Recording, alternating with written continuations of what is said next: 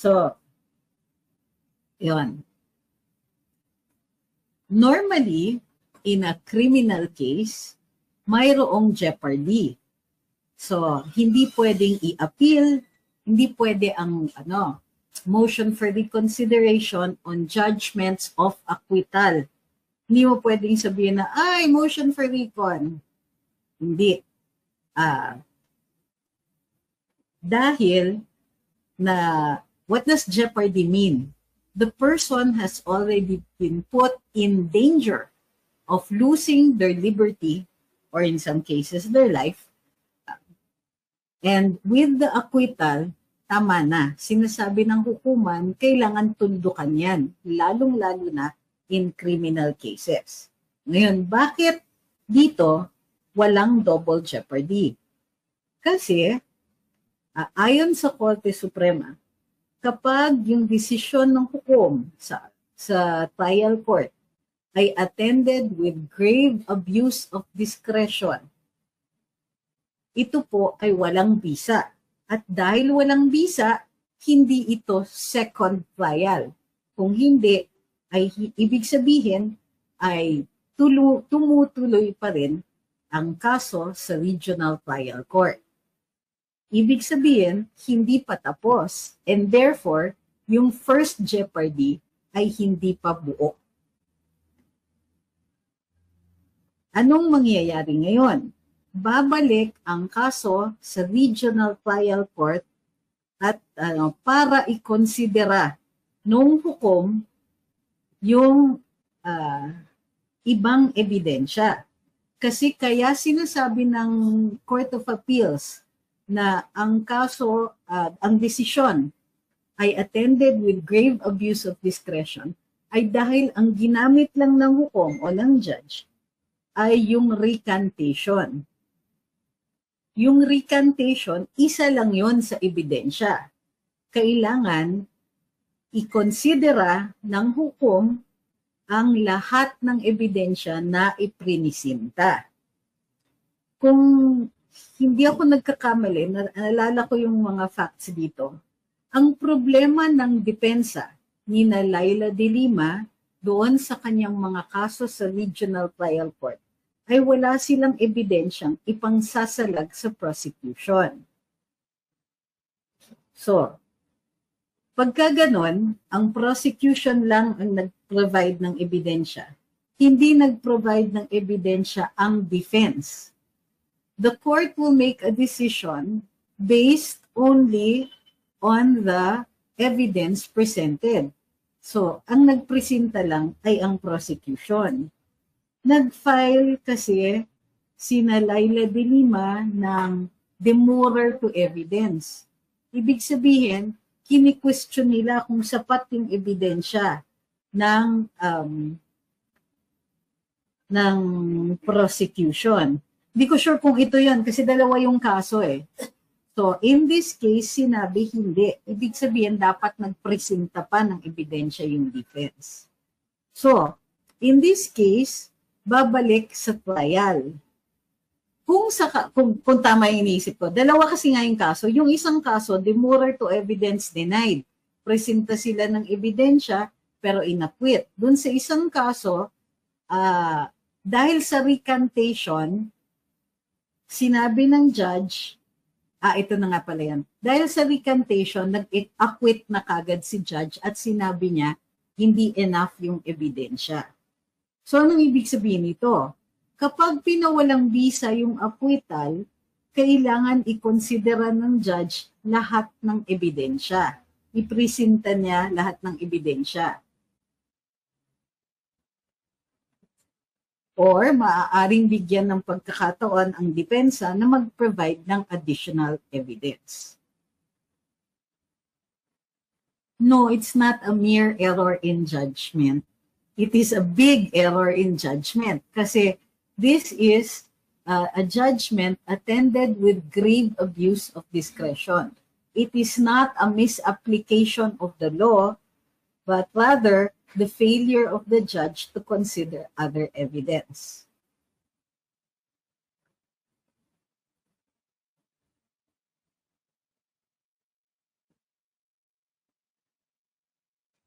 O di min chill lang daw sila? Chill. Chill. Uy, ayusin nyo naman yung spelling nyo.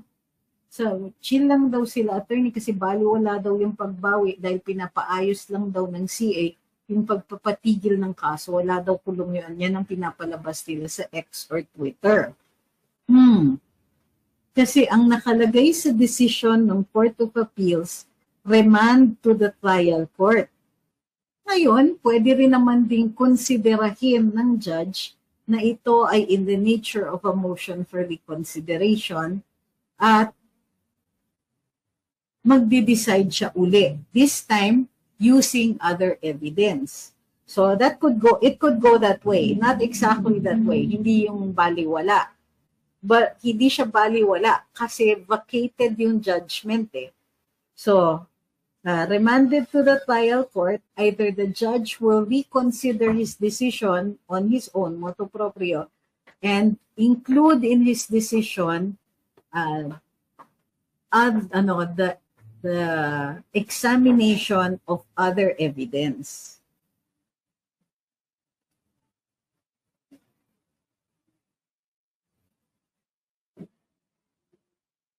Wala pong disbarment case si Chel Jokno. Bakit mo niya sinasabing may disbarment case si Chel Jokno? Wala po siyang disbarment case.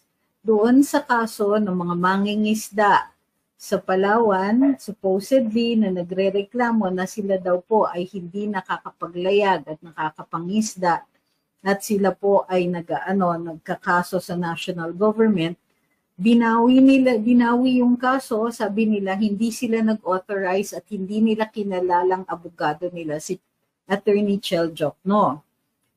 Pinagalitan si Attorney Chel na admonish siya ng Supreme Court at sinabing wag nyo uling gagawin yan.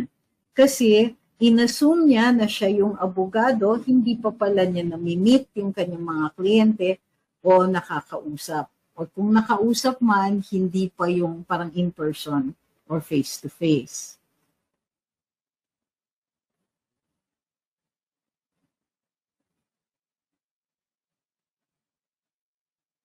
So, it can go either way, ha? Pwedeng itrato ng hukuman na on their own without need for the filing of motions, etc., or even the reception of additional evidence, ay sila po ay gagawa ng bagong desisyon. However, kung ako ang nasa panig ng prosecution, since the judgment of acquittal is vacated, kailangan bumalik sa kulungan ang nasa sakdal because the regional trial court retains jurisdiction over her person. So magkakaroon pa yan ng debate. Ang tingin ko malamang magfa-file ng motion for recon si Attorney De Lima at sasabihin niya na kung maaari, the Court of Appeals reconsider its decision. Kung hindi, maaari din siyang umakyat sa mas mataas na hukuman sa Supreme Court at ipavacate naman ang desisyon ng Court of Appeals. The other option is bumaba siya sa RTC at sabihin na hindi na dapat siya bumalik sa kulungan dahil nga this is simply has the same nature as a motion for reconsideration. O ayan, huwag pa ulit-ulit ha. Sinagot ko na yung tanong kung babalik ba siya sa kulungan. It can go either way. It can go either way. Pwedeng sabihin kung ako ang nasa prosecution, sasabihin ko, maliwanag yung decision ng Court of Appeals that the decision of acquittal is vacated. Void siya dahil it was attended with grave abuse of discretion. At dahil doon, hindi dapat siya, since walang bisa yung acquittal, the regional trial court retains jurisdiction over her person and therefore kailangan niyang bumalik sa kulungan. Hindi po nga yan available eh. So, pero maaaring i-bring up yan ni Attorney De Lima either with the Court of Appeals or with the Supreme Court, or i-argue niya doon sa Regional Trial Court.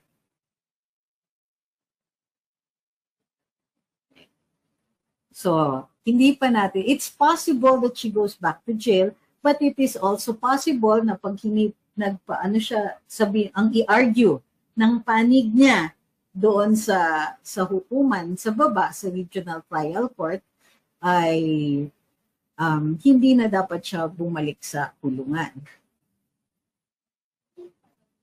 Yes, pwedeng mag-request ng inhibition ng dating judge. Pero dapat patunayan yung bias or whatever. Ano yung whatever grounds gagamitin.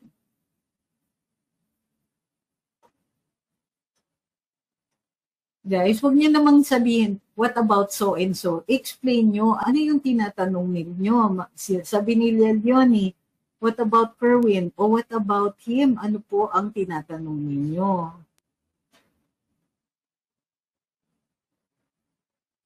Kahit na drugs po ang kaso niya, it will depend nga on the argument. Kaya nga sinabi ko, di ba, kung ako ang nasa prosecution, non-bailable yung kaso niya. And since the RTC retains jurisdiction over her person, dapat bumalik siya sa kulungan.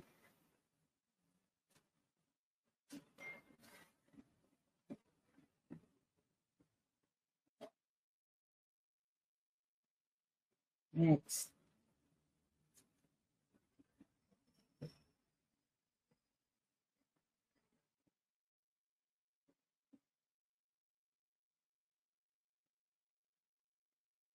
Okay.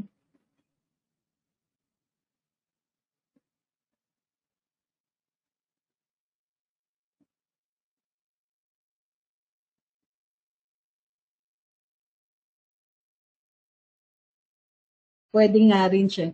Hindi siya kaagad makukulong kasi kung mag-file siya ng motion for reconsideration, hindi pa magiging final ang decision, and therefore she will still be outside.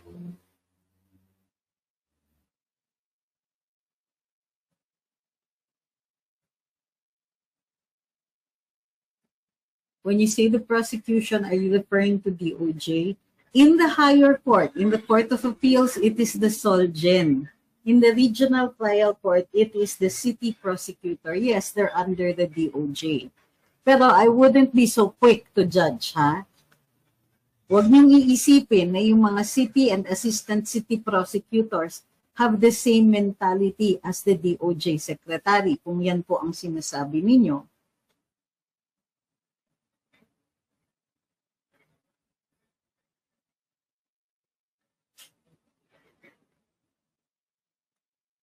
Sabi ni Emmanuel, regardless of the decision of the Court of Appeals, the point here is, hahayaan ba siya ni Romualdez makulong since siya ay isa sa mga staunch Duterte critics? What do you mean? Wala namang kinalaman si House Speaker Romualdez dyan. And if he oversteps his jurisdiction, siguro naman maririnig natin yan. Now, okay, legally speaking, wala siyang boses dyan. At tignan mo, ewan ko ha, pero dun sa mga naririnig natin mga kaso, makikita natin ang gumagalaw dyan ay si DOJ Secretary, kadalasan.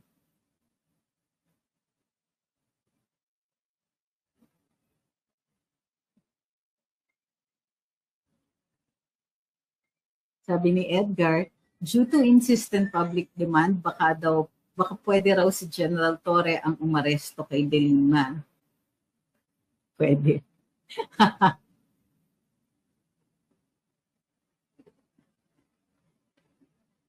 Yung connections under the table. Alam nyo, guys, kilala nyo ko. I will not indulge in speculation kung wala tayong ebidensya niyan, ha? We can talk about yung mga rumors and all that. But right now, there's not even a rumor na pinakikialaman ng kung sinong tao ang kaso ni Laila de Lima.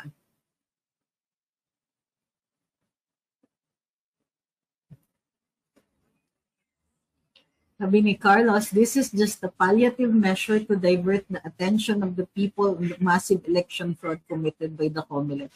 Hindi ko talaga naiintindihan why you won't take the win. Bakit nyo dina-downplay ito? Bakit ninyo binabaliwala? Why are you trying to diminish this decision? Take the freaking win! What the heck? Bakit? Nakalimutan ba yung kaso sa COMELEC? Kinampihan nga tayo ng EU in a way. Marami pa rin nagtatanong, may mga kaso na pina-file si Attorney Torion. But when the case is filed, who cares about attention anymore? The legal system takes over. The attention doesn't really matter that much. There are instances talaga na I do not see the logic when you say, ay, diversion lang yan. Sometimes it's true, yes. But in this case, ang layo naman. Sa lahat ng gagamitin ninyong means to divert attention, si Laila de Lima, talaga, what about the work that the lawyers at the Solgen put in? Baliwala ba yun? This is a win. Take the frigging win. Don't diminish it. Sayang. Hindi nyo ba nakikita? It's like the elections. Of course, it might have been attended with what appears to be irregularities. Pero my goodness, 5 solid. Ngayon, tingnan natin kung ano na nangyayari doon sa impeachment. Umatwas na si BBM. May mga pinag-uusapan pa rin ng impeachment. Yan na nga, si former SOJ, si Senator Laila de Lima, dating Senadora Laila de Lima, si Chel Jokno, may mga press release na ay excited sila maging prosecutor sa impeachment. Jesus, paano kung walang impeachment? Paano kung outright dismissal ang pagboboto ng mga senador? Kasi yung mga senador ngayon, counting those that are left behind, counting those that are going to come in, honestly, do you think it stands a snowball's chance in hell now? Tingin ko yung mga usap-usap ng mga nina Attorney Chel, nina Attorney De Lima, ni Speaker Romualdez, whistling in the dark yan trying to make it look like, go pa rin kami sa impeachment, even in the face of defeat, in the face of all the factors pointing towards a dismissal of the case. Take this win, for crying out loud. Huwag niyo nang idikit dito sa impeachment or with anything else. Take it, it's a win. Even if it's temporary, it's a win.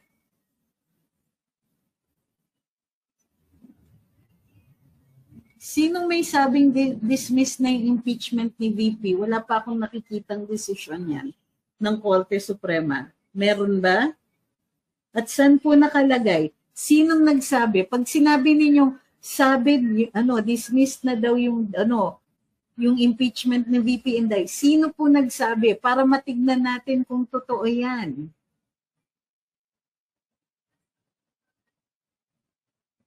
No. Sabi ni Edgardo Sicat, posible po bang madisbar si RTC Judge Alcantara? Most likely not. Kailangan, minsan nagkakamali din ang mga hukom. Ngayon, hindi po subject to disbarment ang mga judges. Doon po sila sa disciplinary action ng court administrator. Iba po yung kanila. Iba po sa mga hukom.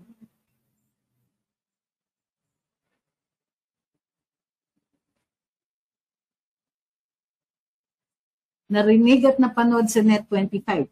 Ang sabi nila may Supreme Court decision na o baka magka-Supreme Court decision na.